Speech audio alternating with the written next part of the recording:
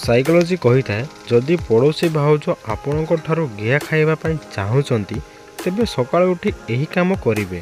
ପ୍ରଥମତଃ ହେଉଛି ଆପଣଙ୍କୁ ଦେଖି ମିଠା ମିଠା ସ୍ମାଇଲ୍ କରିବେ, ତାପରେ ନମ୍ବର ମାଗିବେ ଓ ସନ୍ଧ୍ୟାରେ ଇସାରା ଦେଇ ଫାଙ୍କା ଜାଗାକୁ ଡାକି ଆପଣଙ୍କ ଠାରୁ ଘିଆ ଖାଇବେ।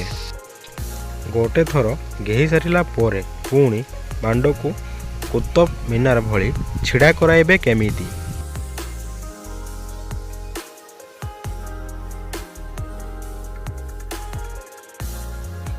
ଏହାର ଉତ୍ତର ହେଉଛି ମହିଳାମାନେ ବାଣ୍ଡଟିକୁ ପାଟିରେ ନେଇ ଭଲ ଭାବରେ ଚୁଚୁମିଲେ ପୁଣି ଛିଡ଼ା ହୋଇଯିବ।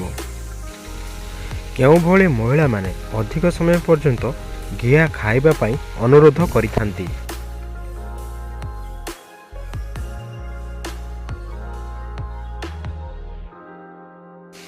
ଏହାର ଉତ୍ତର ହେଉଛି ଯେଉଁ ମହିଳାମାନେ ଆଗରୁ ଘିଆ ଖାଇଥିବେ ସେହି ମହିଳା ଜଲ୍ଦି ସନ୍ତୁଷ୍ଟ ହୁଅନ୍ତି ନାହିଁ।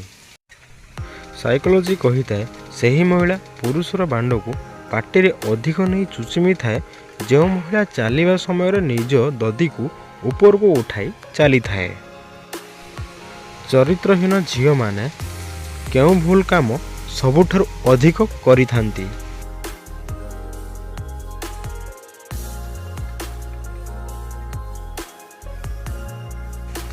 ଏହାର ଉତ୍ତର ହେଉଛି ନିଶାଦ୍ରବ୍ୟ ଅଧିକ ସେବନ କରିଥାନ୍ତି। ସାଇକୋଲୋଜି କହିଥାଏ ଯଦି କୌଣସି ଝିଅ ଫ୍ରଣ୍ଟ କିସ୍ କରିବା ସମୟରେ ନିଜ ଆଖିକୁ ଖୋଲା ରଖିଥାନ୍ତି ତେବେ ବୁଝିଯାଆନ୍ତୁ କି ସେ ଆପଣଙ୍କୁ ବିଶ୍ୱାସ କରୁନାହାନ୍ତି ଓ ଏହିଭଳି ଝିଅମାନଙ୍କୁ ସବୁବେଳେ ବିଶ୍ୱାସ ଦେବାକୁ ପଡ଼ିଥାଏ।